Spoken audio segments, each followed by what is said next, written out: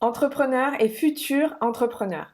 Respecter ton besoin d'énergie n'est pas optionnel. Je sais de quoi je parle. Il y a quelques jours, je racontais dans ma newsletter comment la croyance selon laquelle il faut travailler dur, il faut trimer pour enfin mériter son pain, était toxique pour nous-mêmes, pour notre vitalité et donc avait un impact considérable sur le déploiement de notre activité, sur notre business. Ok.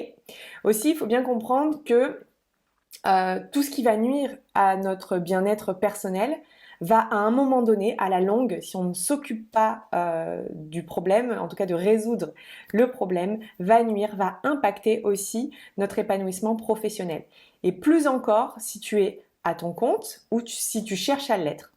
Et vice-versa, c'est-à-dire que le professionnel peut aussi impacter ta vie personnelle. Donc, ce qu'il faut retenir de cette histoire, c'est que tu vas avoir besoin d'énergie. Que tu sois en train d'amorcer une transition professionnelle ou que tu sois en train de chercher à déployer ton activité, tu auras besoin d'énergie.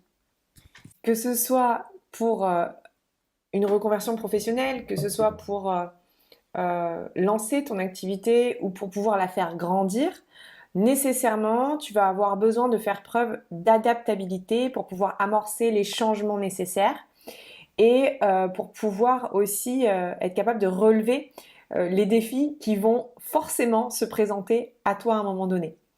Et pour pouvoir faire preuve d'adaptabilité, tu as forcément besoin d'énergie. Cette énergie pour pouvoir à la fois rester créative ou créatif, à la fois pour pouvoir rester concentré sur les objectifs que tu t'es fixés, à la fois pour te relever quand tu te prends les pieds dans le tapis, pour pouvoir trouver des solutions quand ça coince, pour pouvoir garder confiance en toi, pour pouvoir garder confiance en la vie aussi, pour oser prendre ou reprendre des risques et surtout pour garder ton élan finalement dans la durée. Et le tout sans pour autant brûler toutes tes cartouches. Là, je parle de respecter ton écologie personnelle, donc c'est vraiment tout un programme. C'est important parce qu'à partir du moment où c'est toi qui vas piloter ton projet, ça veut dire que ta santé, ta vitalité, ton bien-être de façon générale va être l'ingrédient nécessaire, indispensable à ta réussite. Donc, comme je te le racontais la dernière fois dans cette fameuse newsletter, j'ai tiré des leçons de mon burn-out d'il y a 10 ans maintenant. Ok, donc je suis beaucoup plus attentive à moi-même et j'arrive maintenant à redresser la barre quand j'exagère, quand je vais un petit peu trop loin. Les signes à repérer, c'est quoi? C'est le plaisir qui est moins fréquent, c'est la flemme qui s'invite un peu trop souvent, c'est les émotions en dents de scie, c'est l'impression que la vie ne nous suit plus, c'est la sensation d'éparpillement, l'impatience, le manque de clarté, le moral en berne, l'anxiété qui déboule et surtout l'envie parfois de tout envoyer péter, voire de tout envoyer péter pour de bon. Donc le piège à ce stade, c'est soit de s'acharner, de forcer encore et encore à faire les choses alors que tu es clairement HS, soit c'est de te reposer, mais en réalité tu culpabilises de le faire, parce que tu as une petite voix dans ta tête qui te raconte que c'est du temps perdu. Ne nie pas, je sais que ça t'arrive.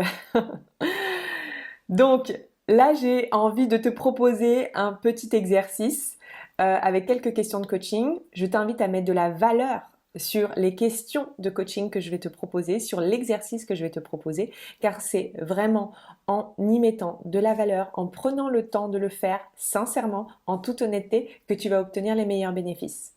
Ok? Allez, c'est parti. Alors, je t'invite à prendre un papier et un stylo, à te mettre dans un espace calme. Et l'idéal, en fait, ce serait même de mettre pause sur cette vidéo et que tu puisses t'accorder peut-être 10 minutes, 15 minutes de pure détente. Ça peut passer par une méditation. Si tu as un jardin, ça peut être le fait d'aller te balader et de contempler ce qui se passe dans ton jardin. T'allonger au soleil si c'est possible. Fermer les yeux tout simplement et t'allonger sur ton lit sans rien faire. Te connecter à ta respiration. Pourquoi? Parce qu'en fait, c'est toujours depuis un espace de calme que tu vas trouver plus facilement les réponses aux questions que je vais te poser.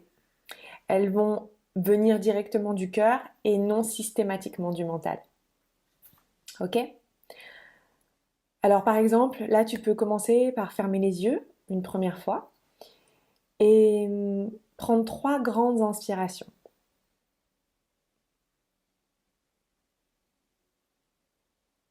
Une fois,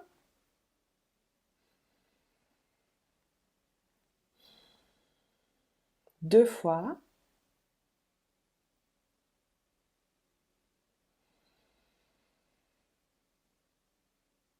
3 fois.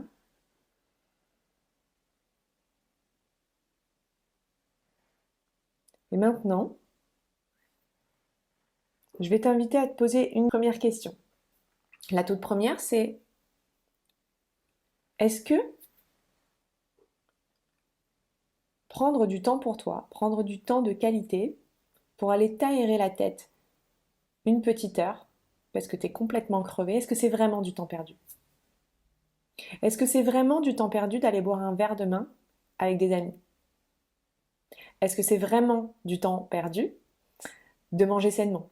Est-ce que c'est vraiment du temps perdu de prendre ce cours de dessin qui te fait de l'œil depuis un moment? Est-ce que c'est vraiment du temps perdu de te prévoir ce week-end que tu n'as pas fait depuis si longtemps? Est-ce que c'est vraiment du temps perdu de t'allonger 15 minutes pour reprendre tes esprits? Pose-toi sincèrement cette question. Autre question.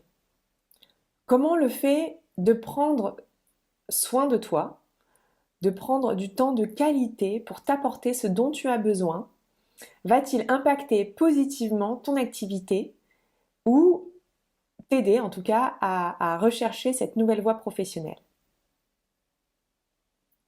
Et une fois que tu auras répondu à cette question, troisième question, comment ton bien-être va-t-il impacter positivement ton entourage? Et si tu doutes encore, dans ces cas-là, pose-toi la question suivante. Qu'est-ce qui va se passer si tu continues exactement au même rythme, de la même manière, en toute honnêteté? Et est-ce que tu en as envie? Si la réponse est oui, pas de problème, on ne change rien. Par contre, si la réponse est non, j'ai une dernière question pour toi. À partir d'aujourd'hui, allez, demain, qu'est-ce que tu aurais envie d'arrêter de faire et qui te bouffe ton énergie? Ou qu'est-ce que tu aurais envie de commencer à faire pour faire grandir ta vitalité et la mettre à ton service? Là, je t'invite à t'engager envers toi pour les jours et les semaines et les mois à venir. Alors, si tu le souhaites, tu peux partager tes prises de conscience sous la vidéo. Tu peux aussi les partager avec moi en privé, par email. Et quoi qu'il en soit, si tu as envie d'aller plus loin, il y a 2 propositions que je peux te faire.